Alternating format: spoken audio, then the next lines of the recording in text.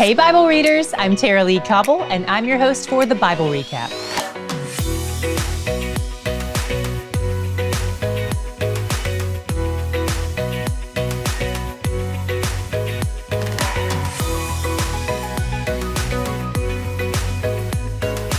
Today we briefly interrupt temple details to zoom in on Solomon's personal house, dividing the temple description in half. This is probably an intentional move by the author to illustrate a sad point. Solomon has a divided heart. There was also a hint toward this in yesterday's reading when the Canaanite laborers worked in shifts where they spent 1 month working on the temple, followed by 2 months working on his house. And according to today's descriptions, his house is much larger. Granted, houses that hold physical people have to be larger than the house God's Spirit and a few small pieces of furniture dwell in. So it's reasonable that it might take longer and be larger, but this interruption of the narrative is probably there to tell us what's happening in Solomon's heart. He uses a lot of the same resources for his house, and he doesn't just build a house, he builds a whole palace complex, and it's majestic. He has his own palace, his wife's palace, a throne hall, and a hall of pillars. While his father David had humble roots as a shepherd, Solomon was bougie, maybe a little too bougie, like the bougiest, and it becomes a problem for him. We'll read more about that in the future. Next, let's jump back into the descriptions of the temple furniture. You can see how they've come a long way from the tabernacle. This temple is gorgeous. Solomon hires the most skilled craftsmen, and for bronze items, he uses an artist named Hiram, not to be confused with King Hiram of Tyre, where he got the cedar trees. Hiram doesn't just have skill, he has wisdom and understanding too. And you may recall from our lengthy tabernacle descriptions that God empowered Bezalel in Exodus 31 along those same lines.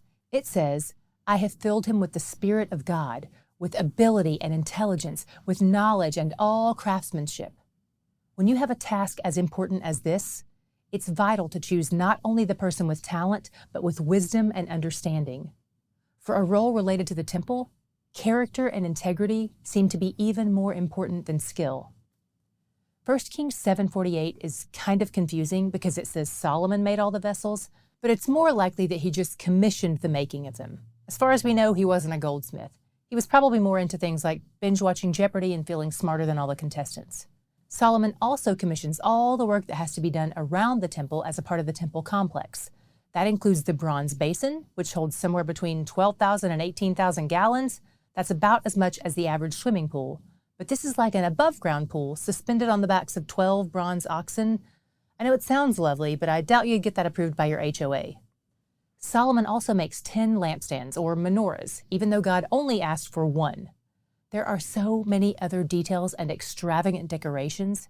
In fact, in the 1980s, someone discovered what was believed to be one of the pomegranates mentioned in 2 Chronicles 4:13, and the Israel Museum, which is like the Smithsonian, bought it for over $500,000. It was the size of a thumb. In case you want to see what the temple might have looked like, we've linked to a short video demonstration in the description box. It's about 5 minutes long, and it's really helpful. Granted, the images of cherubim leave a lot to be desired, and even the video's creator itself admits to that, but I don't have time to make my own computerized rendering of the first temple, so this will have to suffice.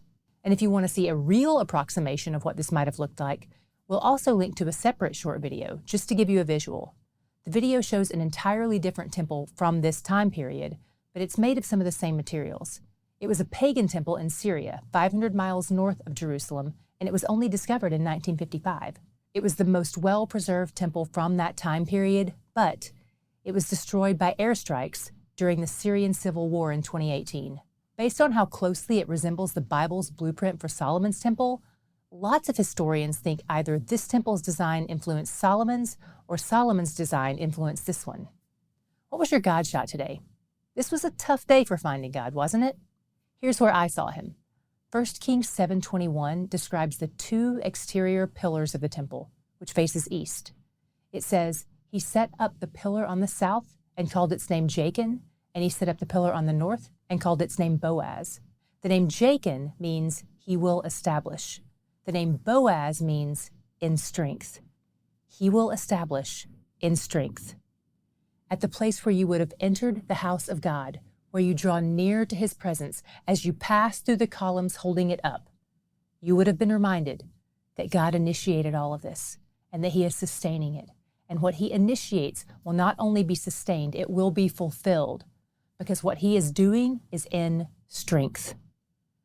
I don't want to spoil this beautiful new temple for you, but I'm going to. It gets destroyed. But do you know what doesn't get destroyed? God's presence with his people. That temple was always meant to be a temporary house for him.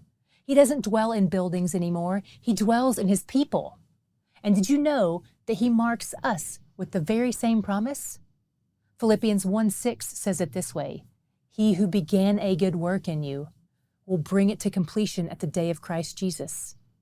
He will establish in strength.